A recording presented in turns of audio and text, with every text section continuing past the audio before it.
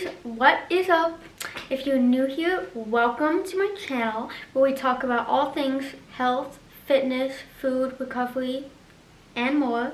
And if you're an OG watcher, welcome back. I'm glad to have you either way because I am super excited because today I am filming a Q&A video. So when I asked on my Instagram what kind of YouTube videos you guys wanted to see more of, a lot of people actually requested a Q&A video. And I mean, I've watched Q&A videos on YouTube before and they're so much fun to watch because there's always just like questions in there that are just like random and I don't know, just like really different. And so I put a question poll on my Instagram and I announced like ask me anything. And thank you to everyone who sent in their questions. I loved going through them. I loved like reading them. I loved discovering what kind of topics you guys are curious about. And I also loved that there was so much variety in the questions, like from things in recovery to like things about food to things about where I live to things about where I'm from, like so much variety. So I'm just super excited to answer all your questions. So without further ado, let's get to it.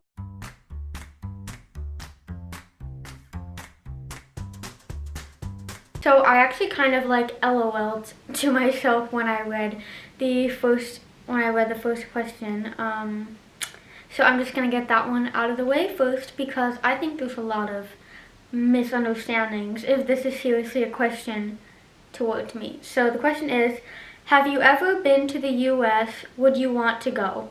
What's it like living in a different country than the rest of the IG community? So I found this question very interesting. First of all, because the rest of the IG community, I think that is totally based on how you look at it. Like that totally depends on where you are and what your IG community is. But I guess in my case it's pretty valid because a lot of my followers are based in the US, and that is because I actually lived in the US for 15 years. So yes, I have definitely ever been to the US, and so I also want to go. I feel like that's like falls aside now, because I actually was born. So I'll tell you guys the story.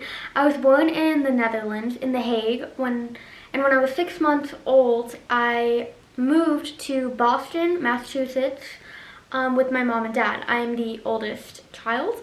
And the plan was to kind of just like live there for like a couple years because my mom got a job offer at Harvard there, to be like a professor of science. She does cancer research. And the plan was to just be there for like 1 or 2 years, just like see how it goes.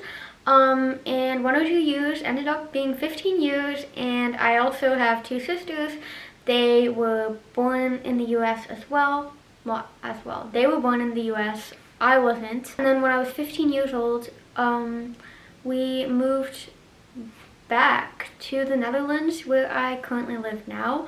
And I definitely do feel like the US is more of a home to me just because that is where I grew up. That's like the language I grew up with, the culture I grew up with, even though me and my sisters, we're definitely brought up like with both languages, so I'm fluent in Dutch and English, and I'm also learning French, which I think is really fun.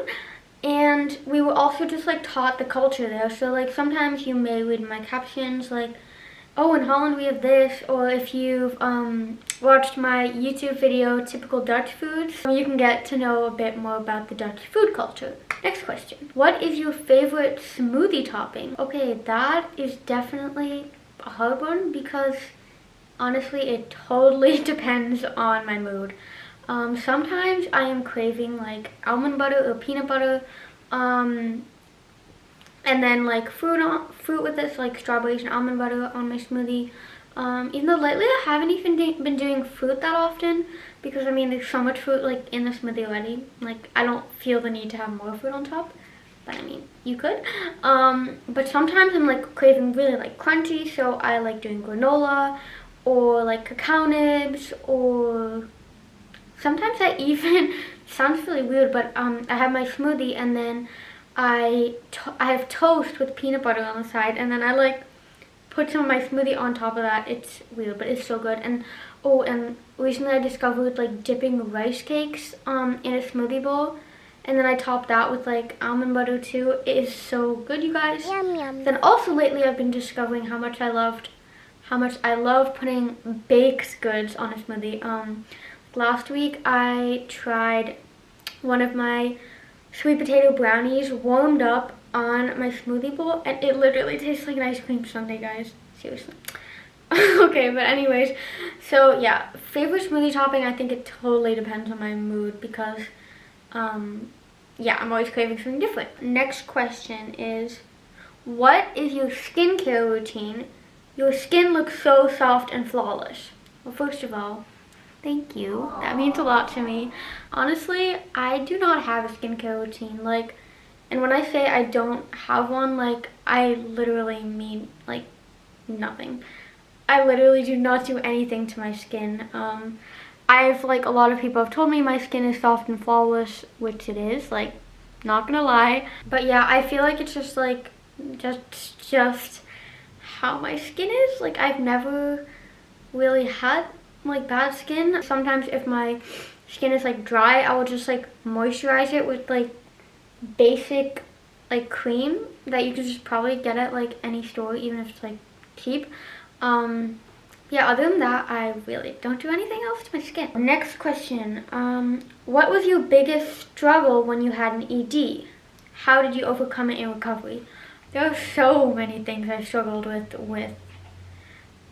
Why did I say that twice? There were so many things I struggled with when I had an eating disorder.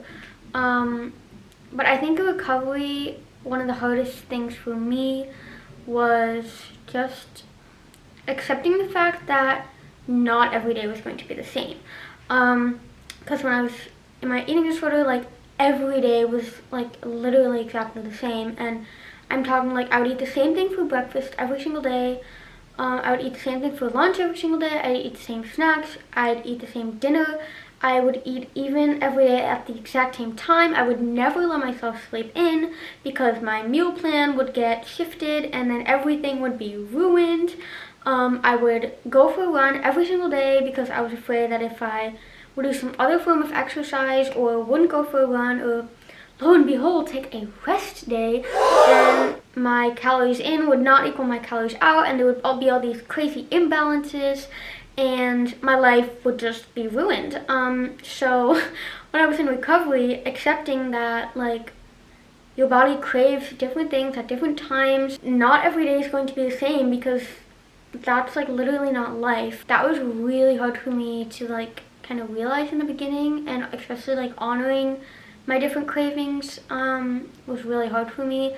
But I mean, just like with challenging any fear, not only recovery but just in like life in general, it's hard the first time, like obviously because it's a fear, but the more you do it, the more you kind of like train your brain that it's something that doesn't have to be feared, the easier it gets. My advice for you would just be to face those fears and learn that it's not the end of the world. And it's actually opening a whole new life. So, next question. Do you have any general advice or tips for ED recovery? So yeah, like I just mentioned, challenging fears, like this is definitely one of the hardest things to do because I feel like an eating disorder revolves literally only around fear. Facing your fears, no matter how scary it is, and I mean, if you need help, if you have a certain fear that you need to face, but you have no clue how to approach it, you can always send me a message on Instagram at livelabelfree, send me an email.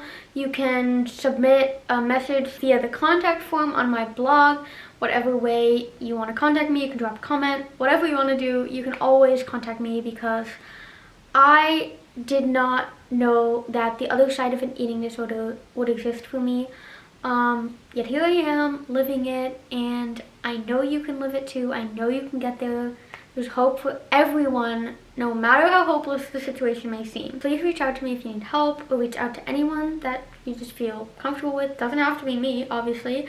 Have a support system in place. It's really important too for when you can't find the motivation within yourself a certain day, you can talk to someone else. Yeah, so that's my advice in recovery. What is your biggest dream and what are you most passionate about? Wow, well this is like a really deep question. So I have a lot of dreams actually.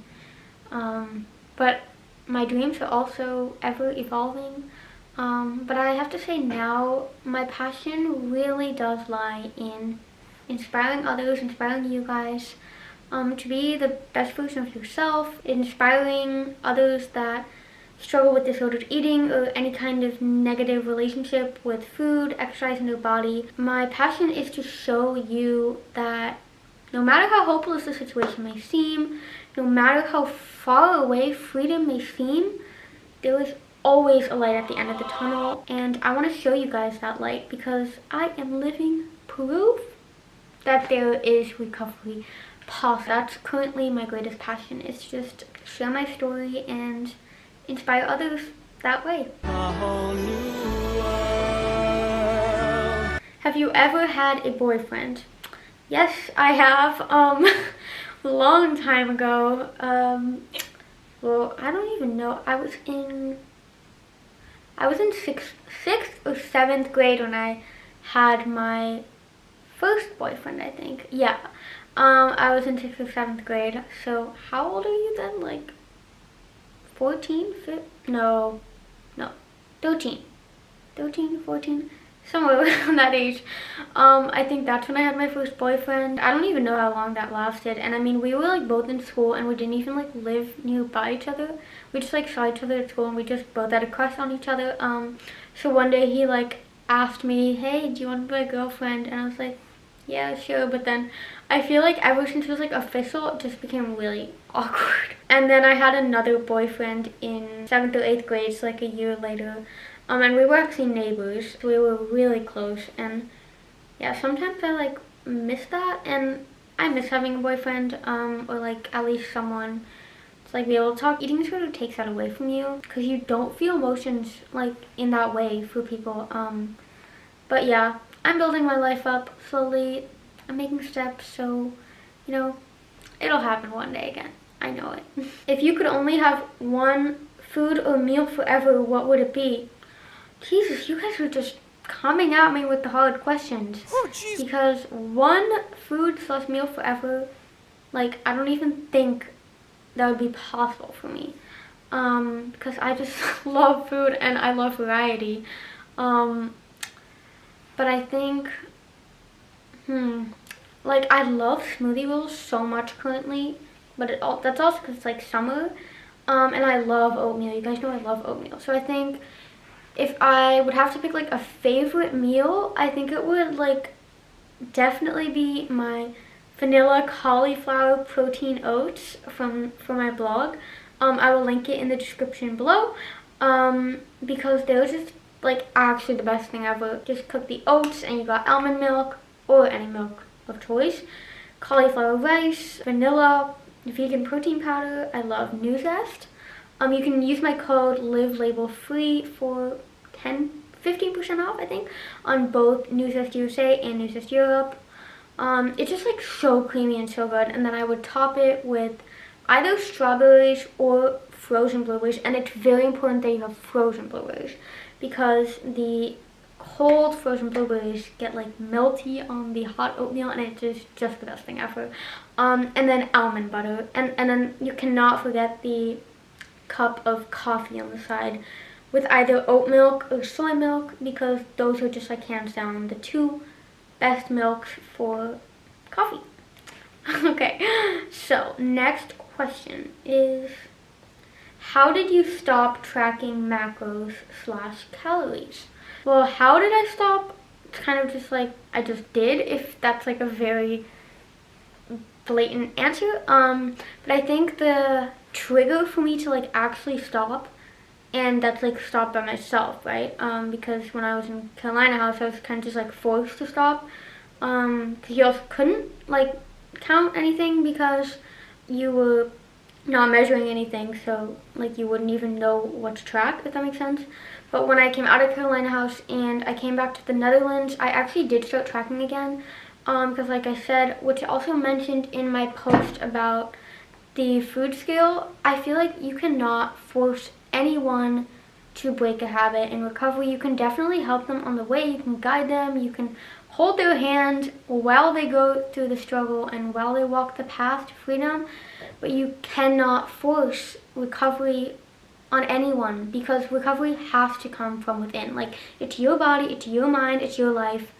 You cannot force anyone else to do what is their responsibility. So I did start tracking again when I came out of Carolina House. I think that was the beginning of 2018, so a little over 2 years ago. I was tracking again, but it was then that I like realized that this is not what I wanted to do with my life. Like, tracking macros, tracking calories, weighing food, measuring food, it costs a shit ton of time. And when I kind of realized like that life was passing me by, I couldn't go out to eat because I wouldn't be able to like measure the food. I didn't know how it was cooked. I didn't know the weight of the food, and I was missing on so many opportunities. Standing in the kitchen and like having myself make oatmeal, like having that take an hour because I was just so obsessed with it being like exactly 50 grams and like having my almond butter be like exactly 2 tablespoons or whatever. Like, just such a waste of time. Like, there's so much more to do in a day, so much more to life than knowing how many calories or macros you're eating. Like, our bodies are so freaking smart. They tell you when you need to eat, they tell you when you're full, and intuitive eating definitely takes time to learn. Like, it was really hard for me in the beginning because, you know, you don't know what hunger and fullness is anymore because you're just so focused on the numbers. But just like with facing any fears in life, it takes time, and in the end it is 125,000% worth it. Okay, so next question. What editing software do you use for YouTube, and what camera do you use? So I currently use the Canon T7X Mark III. Yeah, I'm looking at the camera right now. And I actually bought this camera not too long ago. I bought it, I think, 2 months ago when I decided I wanted to start a YouTube channel. I made my first YouTube video on my iPhone XS, but it was just like such a drag because I only have 64 gigabytes of storage on this thing, and with all the food photos I already have on here, it would just be like, it was just getting full, and I would have like 3 video clips and it would be like, storage is full, and I was just like, dang. So I bought this camera. I will like show it somewhere here on the screen how it looks like. But yeah, I definitely love it. It's definitely a costly investment, just like with my Vitamix blender or my air fryer or my laptop. It's an investment that brings me so much joy that it's an investment that I think is worth it. One more question. Where do you see yourself 5 years from now? What do you hope to do in the future? Career, family, home, anything. Whew. Again, I wish I had an answer to this, but life is just so beautiful in the sense that it is ever changing, and I honestly don't know where I see myself in 5 years from now. Like, if I look back 5 years ago, I could not even have dreamed that I would be in the place where I am now. This free around food, this free around exercise, being able to actually enjoy exercise, being healthy, being alive even. Like, 5 years ago, I didn't even know if I would still be standing here on this planet. I've got to say that I don't know what the next 5 years will have in store for me, but I trust that the universe has good things in store for me. And I definitely do want to be in a place where I am helping others, inspiring others, sharing my story, because I think I do have a very powerful and interesting story to share, one that can and already has helped so many people. One thing that I do know for sure in 5 years is that I will be like living on my own, because I currently still live at home with my mom and 2 sisters. My parents actually divorced last year, but lately I've just been really having this drive that I want to like build my life independently. Like, I mean, I'm independent obviously, but like I want to have a good job. I want to be making money. I want to be inspiring others. I just want to like live on my own, and kind of just like develop myself, and yeah, I'll be 25. I just don't want to be living at home anymore. So that's all the questions I am going to be answering in this video, because this video is now long enough. Thank you guys so much for sending all your questions. There were some more, but I obviously couldn't answer them all in one video. I will definitely be making more Q&As in the future if this is the kind of content you like. So if you did like this video, give it a thumbs up and subscribe to see more content like this. And if you have any more questions for me or have a burning topic you want me to talk about on YouTube, drop in the comment below. You know where to find me on Instagram. Send me a DM, send me an email, whatever you want. Thank you so much for watching and supporting me, and I'll see you next time. Bye guys!